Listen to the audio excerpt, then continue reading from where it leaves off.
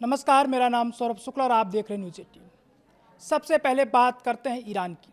PM Modi ने Iran के नए राष्ट्रपति मसूद पेजेश्कियन से फ़ोन पर लंबी बातचीत की। मौका तो ईद और नवरोज़ की शुभकामनाओं का था, लेकिन इसके मायने उससे कहीं ज़्यादा गहरे थे।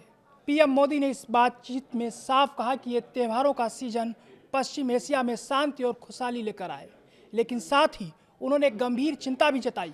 उन्होंने उन हमलों की कड़ी निंदा की जो बुनियादी ढांचे यानी इंफ्रास्ट्रक्चर पर किए जा रहे हैं। पीएम ने स्पष्ट शब्दों में कहा, ऐसे हमले न केवल क्षेत्रीय स्थिरता के लिए खतरा है, बल्कि एक ग्लोबल सप्लाई चेन को भी चोट पहुंचा रहे हैं। समुद्र में जहाज़ों की आवाजाही यानी नेविगेशन की स्वतंत्रता बनी रहनी चाहिए और शिपिंग रूट्स पूरी तरह सुरक्षित होने चाहिए। इसके साथ पीएम मोदी ने ईरान में रह रहे भारतीय नागरिकों की सुरक्षा के लिए ईरानी सरकार के सहयोग की तारीफ भी की। ईरान ही नहीं, पीएम मोदी ने बहरीन के शाह अहमद बिन ईसा अल खलीफा से भी फ़ोन पर चर्चा की। यहाँ भी पीएम मोदी का रुख बहुत स्पष्ट था। उन्होंने ऊर्जा और नागरिक ठिकानों पर हो रहे हमलों की निंदा की। पीएम मोदी ने एक बहुत ज़रूरी बात कही जो हम सबके किचन और जेब से जुड़ी है। उन्होंने कहा कि इन संघर्षों का बुरा असर ग्लोबल फूड फ्यूल सिक्योरिटी पर पड़ रहा है, यानी अगर वहाँ जंग खिंचती है तो दुनिया भर में खाना, तेल और खाद महंगी हो सकती है। इन कूटनीतिक बातों के बीच प्रधानमंत्री ने नवरोज़ के मौके पर पारसी समुदाय और ईरानी मूल के लोगों को दिल से बधाई दी।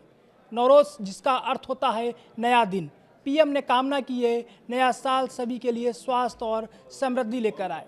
दोस्तों, गौर करने वाली बात यह है कि 28 फरवरी को ईरान पर हुए हमलों के बाद पीएम मोदी लगातार सक्रिय हैं। उन्होंने सिर्फ ईरान या बहरीन ही नहीं, बल्कि सऊदी अरब, जॉर्डन, यूएई, फ्रांस और इजराइल जैसे देशों के नेताओं से भी बात की।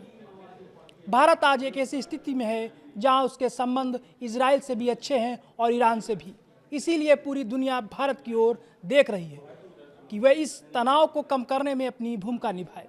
प्रधानमंत्री मोदी का ये फ़ोन कॉल डिप्लोमेसी मिशन ये दिखाता है कि ये भारत अब केवल दर्शक नहीं है, बल्कि वैश्विक शांति बनाए रखने के लिए एक मजबूत खिलाड़ी है। उम्मीद यही है कि आने वाले दिनों में पश्चिम एशिया के हालात सुधरेंगे और विकास का पहिया फिर से तेजी से घूमेगा।